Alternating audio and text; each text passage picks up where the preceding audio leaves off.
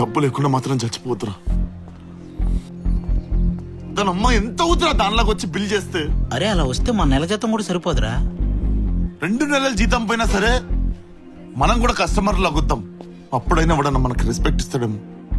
ఇదే హోటల్కి వద్దాం, టికెట్ ఇదే హోటల్ కొని పాడదే. రే బట్టలు లేవు కదరా.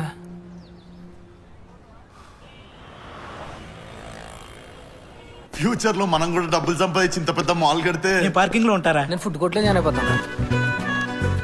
ఇలాంటి వాళ్ళు పక్కన ఎదవడం తప్ప ఎదగడం ఉండదు. అది సర్లే, రిచ్ అంటే ఇప్పుడు ఆ క్యారెక్టర్ లో మనం మెయింటైన్ చేయగలంటావా? ఓసారి రిహార్సల్ వేస్తే బెటర్. బాబు గారు చెప్పు రంగయ్య.